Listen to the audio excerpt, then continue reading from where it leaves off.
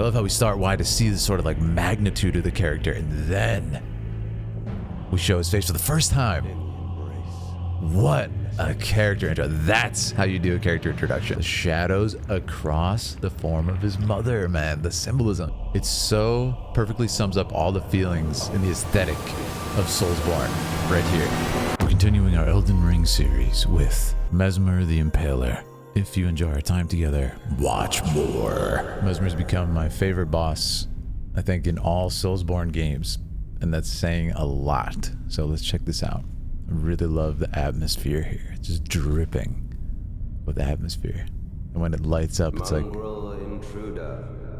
You don't know where he's at. It's in the dark. It's so amazing.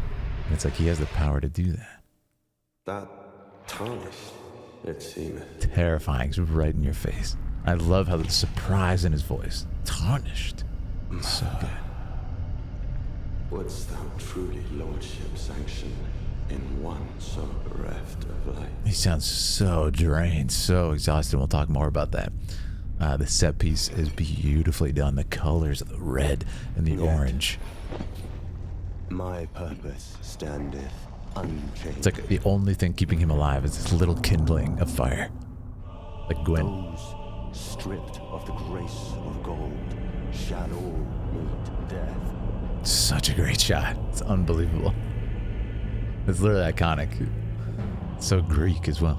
In the embrace of Messmer's flame. Such a great portrait, and what a character intro. That's how you introduce the character. So I've already fought this guy on my stream. We're watching a channel called Shirako right now, just so we can look at it. But let's go back before we get to the second phase. If you want to see more of my Elden Ring gameplay with my girlfriend, we've had a ton of fun. Check out our couples channel. We've been going through the DLC, laughing our butts off, as always, and just having a fantastic time. So check that out if you haven't seen it. It's the first fight that it kind of plays up the drama of your character achieving what they've achieved. Like the surprise in his voice when he's like, "Thou tarnished." Like you can't believe that a tarnished, this kind of like lowly, hopeless warrior is here. It seemeth. Isn't that great? It's like, let's play into the drama of that. You know what I mean? There's so much opportunity for it in the story. So it's like, we know in phase 2 what happens to his eye, right? So that means Messmer has no eyes. Messmer sees through these snakes. Isn't that the coolest thing? It's also terrifying. Right? Correct me if I'm wrong, but I think that's it. So something I love about this is he has the statue of his mother back there. And the way he said that, like, mother. Like he can't believe that Tarnish is here. He can't believe that his mother would, sanction lordship in this lowly person. He can't take it. It's too much for him to bear. And I assume that has to do with his lore. Now, I haven't finished the DLC yet. I'm near the end, but I can't wait if there's any more kind of tidbits about what happened with Messmer. It seems to be like he was put on this mission. He was born with this curse, and she just hid him in the shadow realm to kind of get rid of him and clean up a little bit. So he's a very complicated relationship with her. My purpose standeth unchanged. We're going to get more to the relationship with his mother in the second phase. But I just love it. Like I said, the colors of this, this flame and the candles and his outfit, it's all very red. The last flames. So I said it reminds me of Gwyn, Lord of Cinder. It's like he's been here for so long. He sounds so tired, man. He sounds so drained. But he's still strong, And it's gonna be a fight. I think this is just my favorite fight too. The gameplay, everything about it is fantastic. How they do the shot selection is so great, right? Because we start from this kind of like slowly revealing the character. You don't quite see him. You start with the snake. You see the snakes on his helmet, right? So it's really playing into the iconography in a very Greek way, in the way they do with the Greek gods. For example, Athena has the Aegis shield, Poseidon has the trident, he has horse iconography because he's known for horses, he's the earth shaker, etc., right? So it's beautiful. We keep focusing on the snakes and we haven't seen his face yet. All right, so it's just like beautifully done. Look at this, we haven't seen his face up until this point. Stripped of the grace of gold. What a shot. I love how we start wide to see the sort of like magnitude of the character, and then we show his face for the first time. What a character intro. That's how you do a character introduction. Terrifying. It's terrifying. The music plays into this too. Like this kind of, you know, this deep, deep male choir. It's almost like you can feel Messmer's feelings that he's having to deal with being left here by his mother, and also the rage that would induce that he can finally let off. It has this look of like the runes that you see, like the rune of death from Malekith and everything else. I love that. So anyways, we'll look at the fight for a second. You know, not going to focus too much on the gameplay, but it does explain a lot about the character, and this is why FromSoft, the grace that Messmer fights with, everything he does is very official.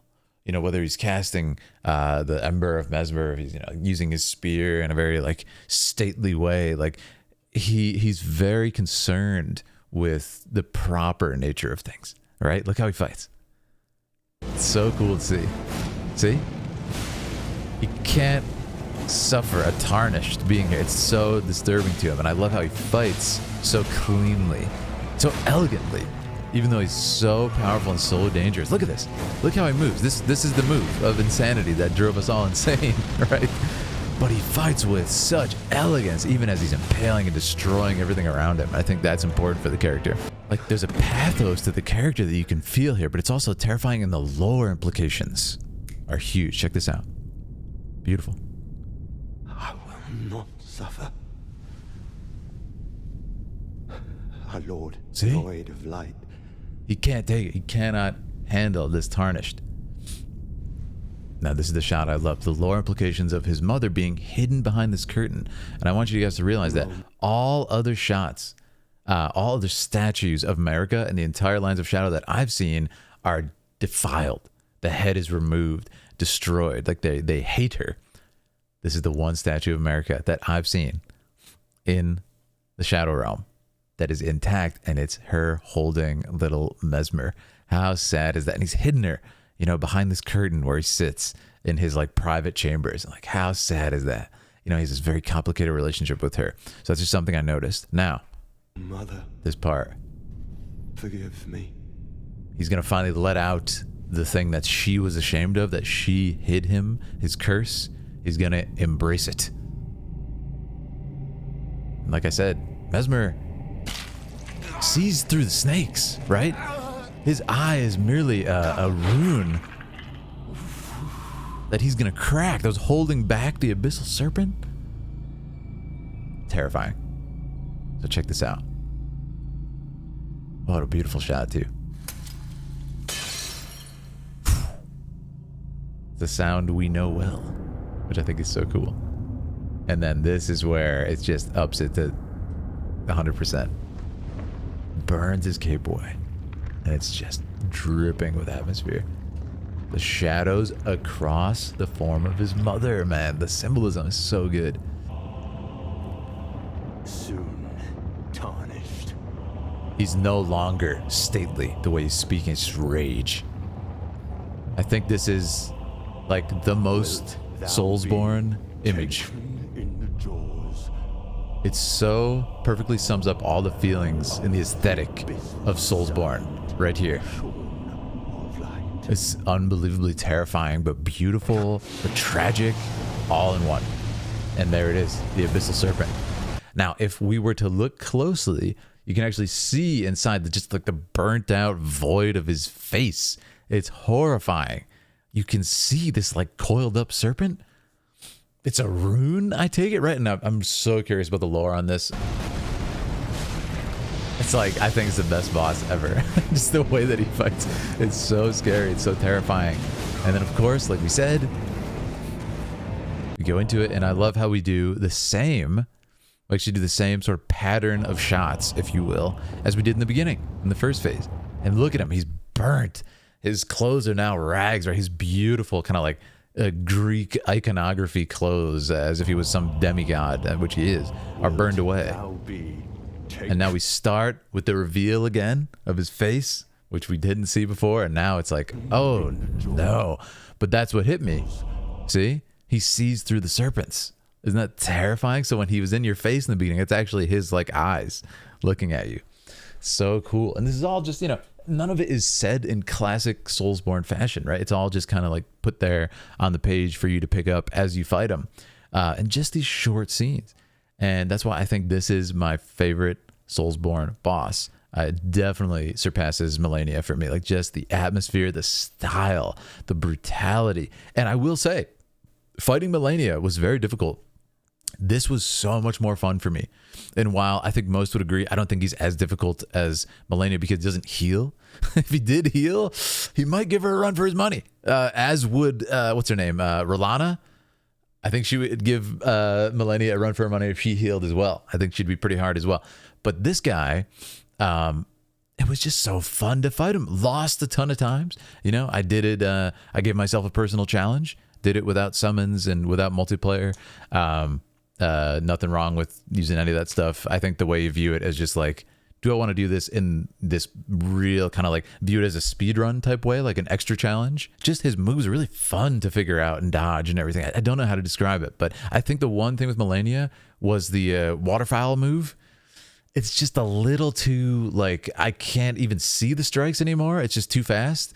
And I think, in my opinion, Dark Souls and all those games, what made them so enjoyable for me is that you can see every hit and kind of like learn it and dodge it. And Messmer still had that feeling. Melania, it was almost just like, okay, what am I doing? I'm just dodging randomly now. So I did like this. And I think it was the most fun boss fight I've ever done in these games, which is a tall order. I've played every single game to completion except Sekiro, which I will soon. And it's just, yeah, beautiful, beautiful fight. And the second, it was cool because when we saw the first form in the trailer, I already thought he was awesome, but this transformation just solidified that he's like the coolest.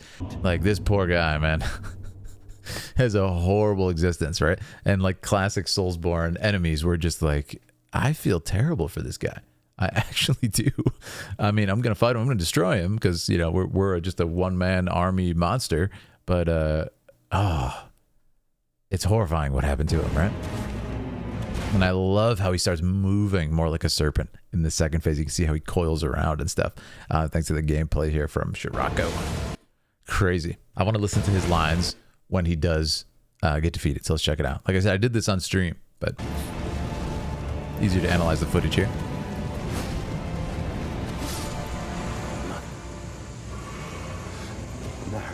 And look at how he outstretches his arm to the heavens. I find this so cool.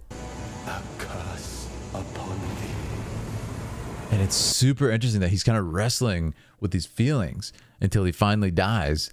And that's where he settles out. He actually destroyed and mutilated his own body for his mother still, to stop this tarnished, to kind of like be in sync with her will. And then he still just mutilates his body, embraces the horrible curse that she punished him for having, and still dies, all for her. Just like he went and committed this horrible war atrocities for her and then was stuck here, and that was his punishment, right? It's just like he finally, in his last moments, is just like, dang you. it's really, really sad to see, but a great story. And I think for that reason, it's my favorite. Like I said, just for the fact that he addresses the tarnished as an entity, and then in the second phase he's just like, I will not suffer a lord devoid of light. He can't take it. I think that was really, really smart of them.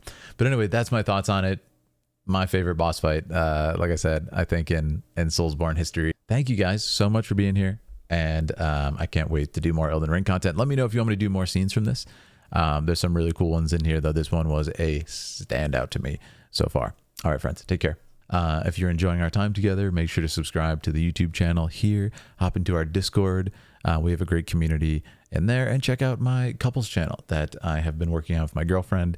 We're trying to get to our first 1,000 subscribers, and it has been so much fun. So